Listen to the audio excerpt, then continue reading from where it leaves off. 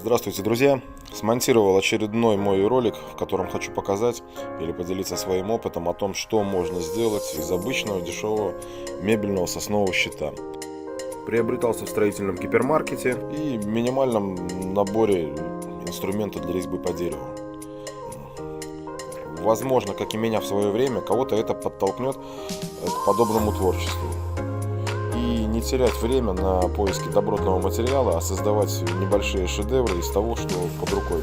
Конечно, хорошо, когда есть выходы на качественный материал, но жизненный опыт подсказывает, что у большинства толковых дельных ребят таковой возможности нет.